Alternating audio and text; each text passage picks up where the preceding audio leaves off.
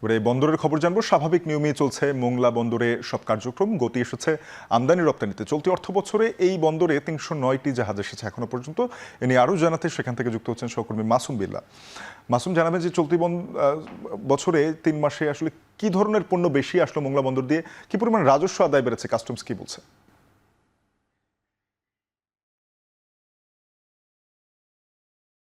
শাফিন, এই বন্দর থেকে আসলে যেসব পণ্য আমদানি হয় তার ভিতরে বেশি কিন্তু হয় সার, কয়লা, ক্লিংকার জাতীয় পণ্যই কিন্তু বেশি আমদানি হয়। আর যদি রপ্তানির কথা বলি, সেক্ষেত্রে কিন্তু পাট জাতীয় দ্রব্যাদি, সাদা মাছ, চিংড়ি মাছ, এগুলো বেশি কিন্তু এই বন্দর দিয়ে রপ্তানি হয়।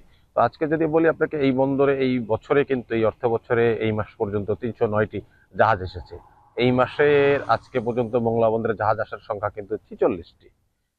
এই বন্দরে আজকে যদি ডেলিভারির কথা বলি, বন্দর দিয়ে আজকে 13টি রিকন্ডিশন গাড়ি ডেলিভারি হয়ে যাচ্ছে এবং 8 মেট্রিক টন প্রায় মেশিনারি ডেলিভারি হয়েছে এই বন্দর থেকে।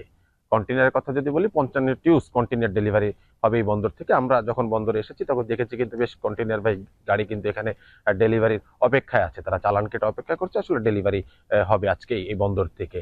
তো সবকিছু মিলিয়ে যদি বলি, বন্দরের সকল কার্যক্রম কিন্তু স্বাভাবিক আছে এবং প্রতিদিনই কিন্তু কোনো না কোনো জাহাজ এই বন্দরে আসছে পণ্য নিয়ে।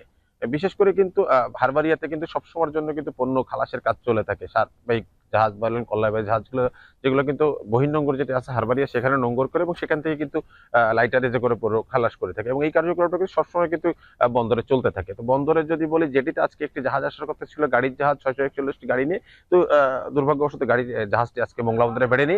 আগামীকাল জাহাজটি মোংলা বন্দরে ভেড়ার কথা আছে। রিকন্ডিশন গাড়ি 60% কিন্তু এই বন্দর থেকে আমদানি হয় এবং খালাস হয়। তো সবকিছু মিলিয়ে কিন্তু বন্দরে যদি বলি, এই মাসের 17 নভেম্বর পর্যন্ত প্রায় 5,11,000 মেট্রিক টনের মতো কিন্তু কার্গো হ্যান্ডেলিং করেছে এই বন্দর থেকে। 419টিউজ কন্টেইনার কিন্তু এই বন্দর থেকে ডেলিভারি হয়েছে। বন্দরের সকল কার্যক্রমে কিন্তু স্বাভাবিক গতিতেই চলছে এবং বন্দরের আমদানি রপ্তানি নিয়ে কিন্তু বন্দর কর্মকর্তা, কর্মচারী, চেয়ারম্যান সহ সকলেই কিন্তু আসলে কিভাবে বন্দরটাকে স্বাভাবিক নিয়মে চালানো যায় তার জন্য সবসময় যে কাজ করে যায়। তো এই ছিল আমার কাছে মোংলা বন্দর থেকে আমদানি রপ্তানি সর্বশেষ।